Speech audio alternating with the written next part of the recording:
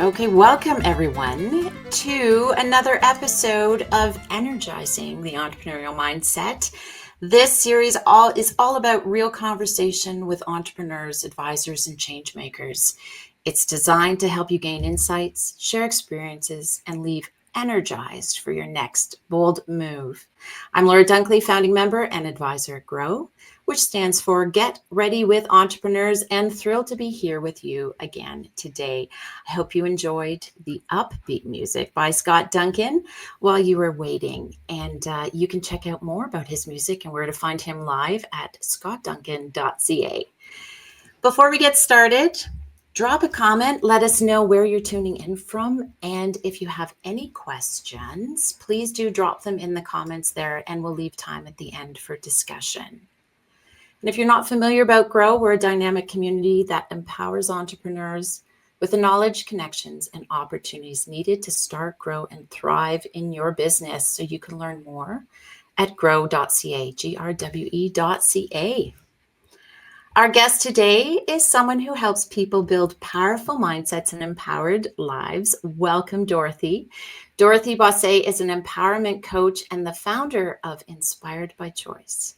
Through her work, she helps individuals get unstuck, find clarity, and take ownership of the choices that shape their lives and businesses. Today, we're diving into a topic that every entrepreneur has faced, whether we talk about it or not. It's imposter syndrome. This mindset challenge can have a huge impact on confidence, decision-making, and growth. So everyone, please welcome Dorothy Bossé. Welcome, Dorothy. Thanks, Laura. And yeah, that music is super energizing. I didn't get to hear it last month, but now that it was in my headphones, I'm like, oh, yes, definitely energizing the entrepreneurial spirit. I'm there. Right. Yeah. Excellent. So Dorothy, tell us a little bit about your journey to becoming an empowerment coach, and what is an empowerment coach? Oh, yeah, I would take up the entire time we have if I told you the full journey. Some of you already know that I'm coming out of corporate, 20 years in corporate, and I decided to make the switch during COVID, as so many brave entrepreneurs did, taking up that opportunity to just step into something completely different. What is an empowerment coach? That's a very relevant question, especially to today's topic, I would say, because there's so many of us coaches out there. So what is it? And even myself, I present as a life coach, a transformation coach, an empowerment coach, mindset coach. So which one is it? And the answer is it's all of the above. Oh, wow. So in my space as empowerment, and you presented me so beautifully, Laura, like empowering lives and getting the right mindset. Now I'm paraphrasing badly, but that is in essence what an empowerment coach does. We get people to set their mindset right and thinking positively to bring control back within where it belongs, empowering you to show up as the best version of yourself versus us being on autopilot where we leak power to other people. And a big place that we leak power to is to our peers. So that's a beautiful tie in to today's conversation. Wonderful. Now, there are other types of coaches. Specifically, is there anything, what's different about an empowerment coach compared to others? So again, I wouldn't want to speak on behalf of what would be different or what somebody else might not have, simply because I don't want to assume that they don't offer some of the same skills that I do. But with an empowerment coach, we're really focused on the language a person uses, the visualization of the future. We look at people holistically, and then making sure that the thoughts and the way a person approaches life, thinks about life, speaks about life and about themselves are in alignment to a specific vision for the future.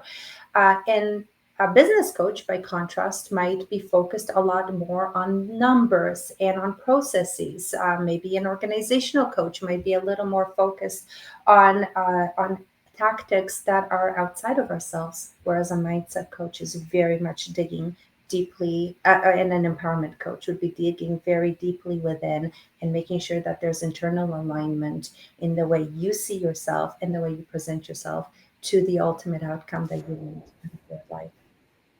Excellent. Thank you for that, because coaching is It's a big part of helping all of us. So we appreciate you being here to talk to us about today's topic, imposter syndrome. So Sure. let's get into it. What Yeah. is it, and why is it such a hot topic, especially amongst entrepreneurs and leaders? I think it's a hot topic everywhere. It's certainly all over LinkedIn. And the reason for it is we just made it sound so big, didn't we? With the title we gave it, Imposter Syndrome. It sounds like something that you get diagnosed with, right? Something that comes over you. And now, ooh, I have this thing, and how do I get rid of this thing? And I think one of the challenges is the fact that it got this super fancy name that makes it sound almost medical.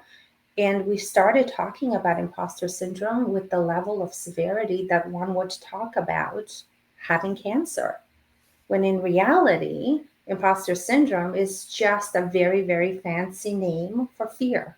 It's just dressed up in this super elegant, official sounding name. There's no diagnosis for imposter syndrome, it's self diagnosed. Oh, It's yeah. So part of the reason, and I mean, and we feed into that subconsciously a lot. I'll give you an example. A couple of years ago, I attended a women's speaking event, and this amazing, accomplished, highly educated, powerful woman got on the stage, and she's there to inspire the entire room. And she says to everyone, "I have a secret to tell you. I have imposter syndrome." And I know what she was looking to do. She was looking to build connection and say, I too have this. And I guess it was supposed to build people up and give them comfort. But I think what it actually ended up doing as I'm looking around the room is going, oh no, no one's safe. Look at her. She's accomplished. She's got this. She presents so beautifully. She's put together. And she gets it too. Nobody's safe.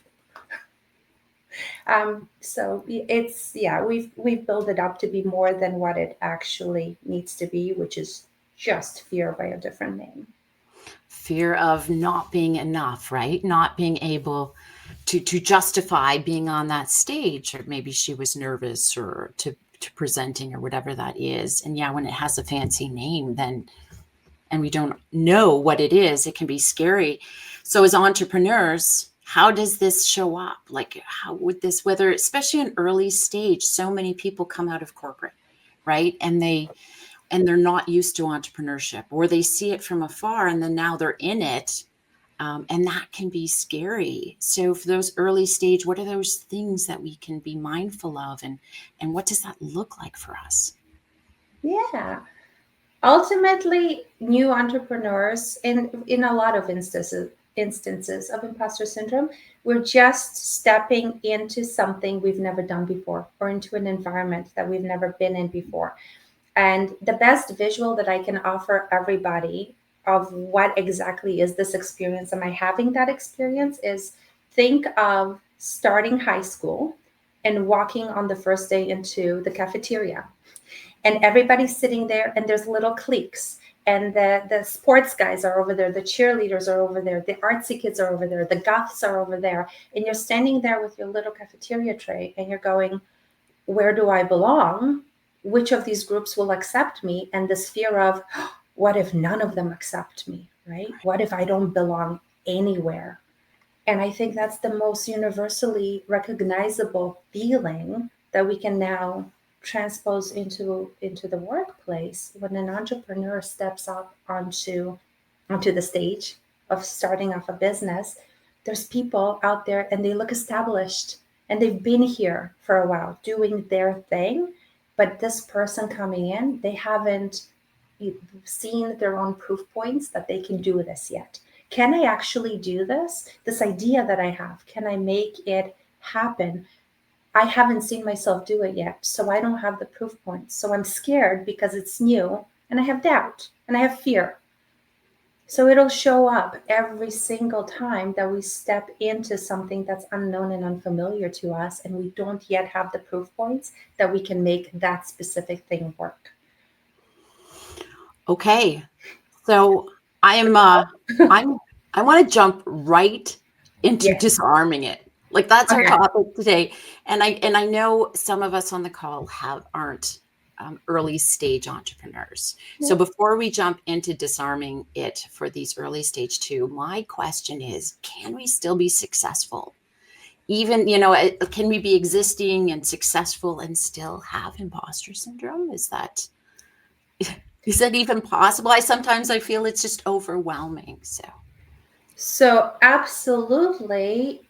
Again, imposter syndrome is just fear by another name. And to be successful is to overcome fear and show up anyway. It's to continually show up again and again, overcoming the fears and going to the next level. At every level, at every step, when something's new and different, there's going to be that fear coming up. So it's almost the inverse of the question, Laura. It's almost impossible to not have that experience on your journey to success. It's what you do with it and how you choose to respond to it that makes the difference. So you're saying, okay, so what do we do? Let's get into the disarming. I made that horrible comparison of we treat it like a cancer. Can we start treating it like the hiccups? And I've done a post on this a while ago, but I'm very, very serious about this. Think about any of us experience on occasion hiccups. Have you ever had hiccups? Mm-hmm. Mm-hmm. Yeah, right? Yeah. Comes on out of nowhere. It's always inconvenient, right? Yeah. And then when it happens, you're like, oh, make this go away. I need to move on with my life. Yes? Mm-hmm. Mm-hmm. That's how we need to start approaching the triggers of imposter syndrome. Oh, I'm having a moment of insecurity. Okay, cool. I'm going to have to address this. It's very inconvenient. I don't want to be having that feeling right now, but it'll pass and it's no big deal. And I'm not going to make a giant meaning out of this, that I've got this thing. It came, it went, it passed. I moved on. I kept being my awesome self afterwards. Ironically, or interestingly, there's a lot of the things that work on hiccups that also work on imposter syndrome, like slowing down. We get hiccups when we eat too fast. Well, you get imposter syndrome sometimes when you step too far too quickly outside of your comfort zone. So taking a pause, slowing down, taking deep breaths, and re-regulating your parasympathetic nervous system to get your breathing right again, to get out of that state of I'm in attack, I'm in threat, and getting yourself relaxed again. That helps with hiccups. Holding your breath helps. So it's a little different. But getting back into, again, your empowered control over yourself, over your body, and then getting your mindset right again. You might not know how to handle this specific situation, but have you handled hard situations in the past, Laura? Mm-hmm. Of course. Yeah. Are you intelligent? Well, there's days. Do See, you again, have imposter syndrome, right? Oh, yes. But if we can be kind enough to ourselves and recognize that we've gone through school, we've made achievements, we've been an outsider, and we stepped in and we learned and we belonged and we achieved, then we can trust or learn to trust ourselves that with that track record, we can do hard things going forward and it'll be okay. Mm-hmm, mm-hmm. So, as an entrepreneur, is there some examples or stories where you've seen it show up? Maybe that's more noticeable to Well, say. I'll tell you, my personal journey, I Mm-hmm. struggled with imposter syndrome constantly in my corporate life. So let me just start telling my own story. In my 20-year career in corporate, I had 13 different roles. And what was really interesting about the way that my career was managed is that I was part of something called Future Leaders, Developing Future Leaders program at my company, which meant that senior management decided what roles we went into. We never applied for roles, and our immediate supervisor never asked for us and never qualified us into those roles. So I was often showing up out of the blue, quite young, extremely green in whatever subject area that I was about to work in, to a leader who never asked for me, never knew me out of a lineup of other professionals.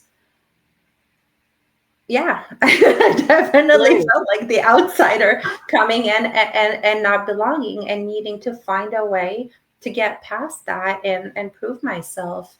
and find my own place in various roles. And just as I was starting to get comfortable, I'd get yanked out again and placed into another environment where I was the outsider coming in. So I'm actually not a great example though, because at the time I didn't deal very well with it.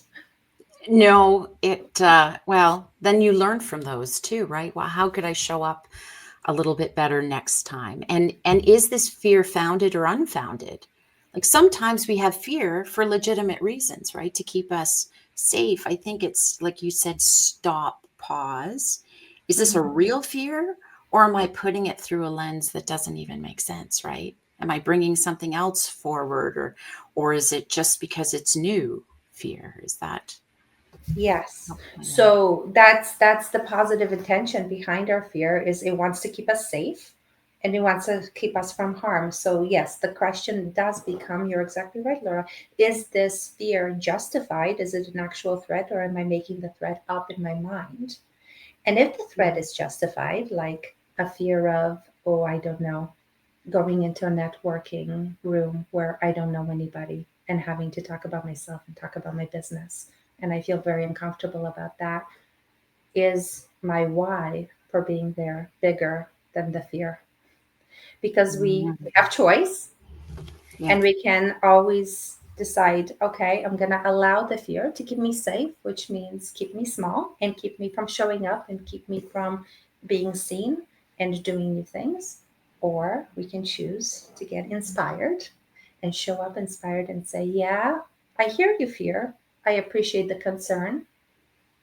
I got this. We're going to do this anyway. So Mm, Melinda offered us that beautiful suggestion a month ago during your chat with her of naming the saboteur, right? right. That's a form of disassociating. See, if I had you say, Laura, I struggle with imposter syndrome, say it. I struggle with imposter syndrome. How does that feel when you say that? Wow, it's overwhelming when I actually say it. It's like it's a Yeah, declaration, right? It's like, well, what is this? It's just like it gives it a lot of power when you actually say that. yeah. Yeah. Now, what if I got you, and yeah, and I intentionally had you use the word struggle because a lot of people Mm, say that. And immediately you see like this little fish caught in a fishing net snare and it's trying to get out and it can't. It's helpless, not empowered. Now, what right. if I had you say, I feel fear? I feel fear. It's a lot less challenge. Like I don't feel as bad. It's just a little fear. Yeah. Okay. What if you said now, a part of me feels fear? Oh, a part of me feels fear is even smaller. Okay, Yeah. now try this one for size. A small part of me feels fear. The bigger part of me is excited and ready to go. Oh, I love it. A small part, right? Now Yeah, it's just little, but then to change the language and flip it to a positive intention. yeah. Wow. It's And not just a positive intention, a positive acknowledgement, right? right. There is a part of me that's excited. This was my idea. I wanted to be an entrepreneur. I wanted to grow my business. I wanted to be seen on certain platforms. So just that little bit of a disassociation. I'm struggling. Hmm, very disempowering language. I am afraid. Well, that's your entire identity. There's no space for anything else. You are afraid, right? Right. A part of me feels fear. Another part of me feels something else. A little part of me is scared, but a bigger part of me is excited and brave and ready to move forward. Changes everything. You're taking that power right back where it belongs. And suddenly it's kind of like Dorothy can use the reference. If you like The Wizard of Oz or Wicked, you now took away the power of this giant green, great and powerful Oz. And you look behind at the thing behind the curtain, the guy behind the curtain, and you're like, it's just you. Yeah. You, Yeah. you have no power over me. Right. Yeah. Okay. So let's talk about some examples. I mean, Yeah.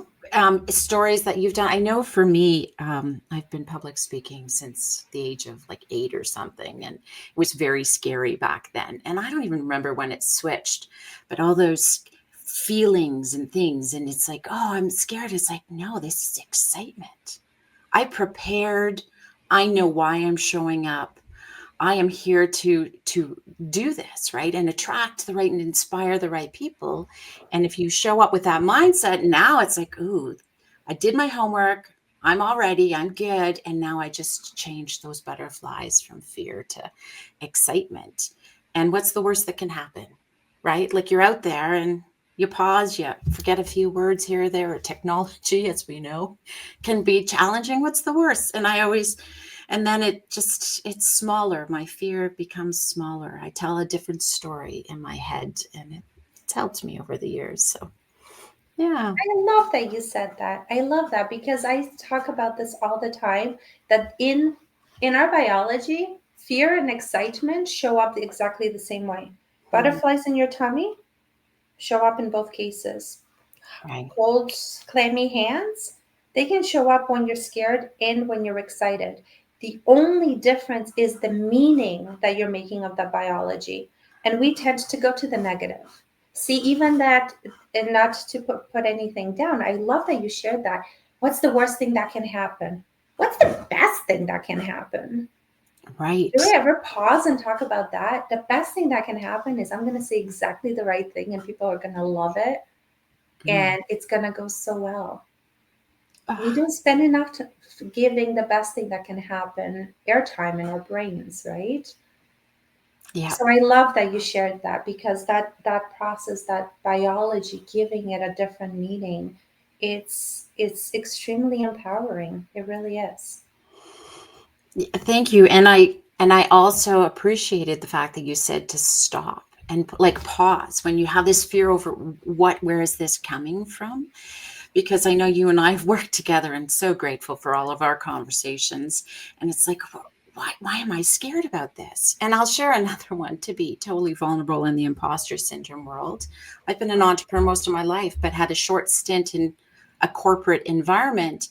And I remember showing up at the boardroom table, right? Like, and still have this challenge. But, anyways, and it's like, I'm just an entrepreneur. I don't understand corporate culture and all of that stuff. Knowledge wasn't the problem, but I didn't understand the culture. And so I get these tingly, scary things when I would show up at the boardroom. And so when I work with a large corporate or people that have history in corporate, it's like, why am I getting this feeling? It's like, oh, that's that boardroom. Like I don't deserve to be in that boardroom. And I have to stop and pause. And I have spoken to someone about that, and she mentions like, oh yes, it's a thing, and it's a badge of honor sometimes, and so that is, and she's like, why do you feel that way? We like when somebody new comes in and went, oh, but if, unless I had asked, I would have thought that it was this, they didn't want me. It's like, well, really? Or is that in your head? And so this is where asking rather than just making things up in my head was insightful, so, and helpful. And thank you because that brings up an awesome observation of what we do as people. And we Mm, all do this. I'm guilty along with everybody else. When we don't know, when it's new to us, yeah. and we're coming from the outside in, exactly the place where imposter syndrome gets triggered, we immediately make a bunch of assumptions. We make assumptions about the people that are, for example, at that boardroom table, that they do belong, that they do feel like they belong, Yeah. that they are smarter than us and more capable than us because they're already there. All of those are assumptions, and then you hang out in a space and you get to know people and you get comfortable and you go, oh, that person isn't that much smarter than me. That I would say we're of equal intellect. Oh, that person actually has their own insecurities. That's so interesting. I thought that they were so very polished and put together, but they've got their own things. Oh, and you start realizing, all of these assumptions that I made because from the outside in, we always just assume everything else is perfect, and I'm the one that's flawed. Yes. right? Oh my goodness, Dorothy. And I'm sorry, but for me and from working with so many entrepreneurs, the biggest thing is trying to sell our products or services to somebody. That's hard. And if you come out of corporate or you're not used to it, that's very new and you're very vulnerable and you're going, what if they don't like it? What if this is not the right thing? And you go into the, say, present in a boardroom and they're all, serious, or maybe they just had a bad day. Or why didn't they return my email? Okay, I'm going to speak to this one because I always thought they just didn't want to talk to me. Once I went on that other side, I realized how crazy the inbox is. They just didn't get to it. Send them another email, right? Yeah. Like, or pick up the phone and call them. Don't assume anything because we know that's unfounded most of the time. Yeah, it's all, see, now that you're aware, it's all the meanings that we overlay Yeah. without having the proof points for them. And here's another thing that we do a lot as humans, and this is so important, especially for entrepreneurs and especially for ones starting out.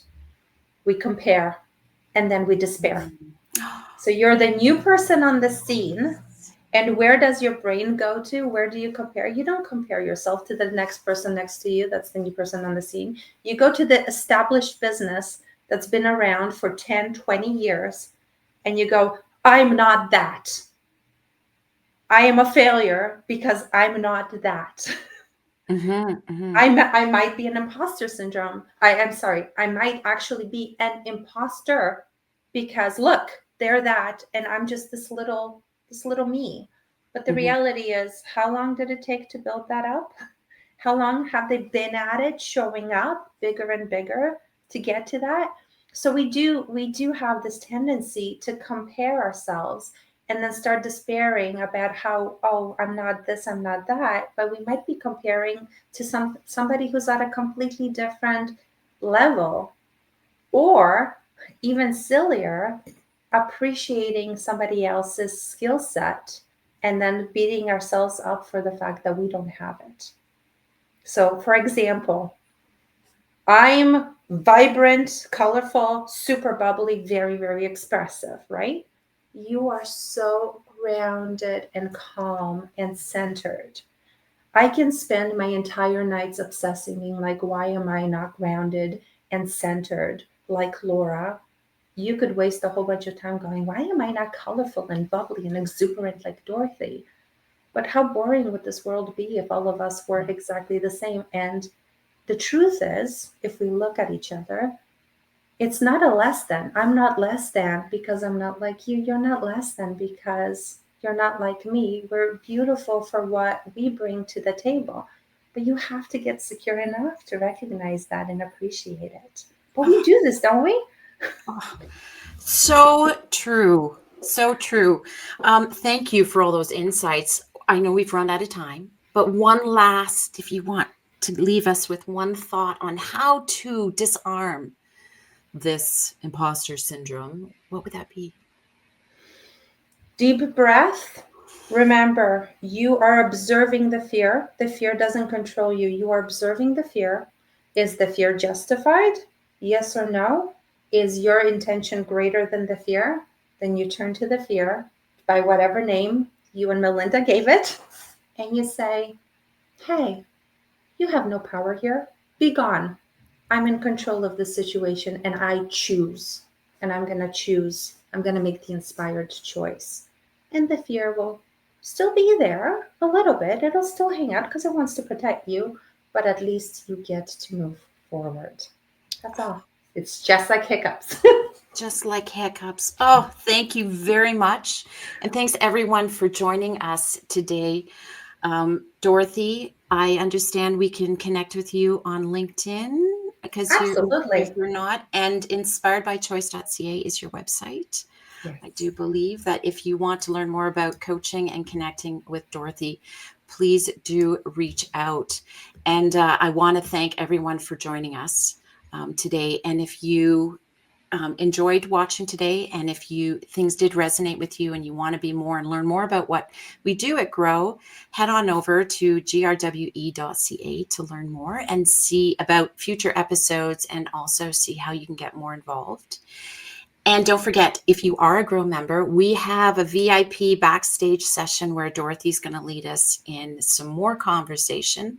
So check out your Zoom link and then join us there right now for after our live session. If you're watching the recording and you want to learn more about how to become a GRWE member, you can do that on our website. So until next time, keep growing, connecting, and leading with a purpose. And of course, as always, keep energizing that entrepreneurial mindset. We'll see you soon. Thanks, everyone.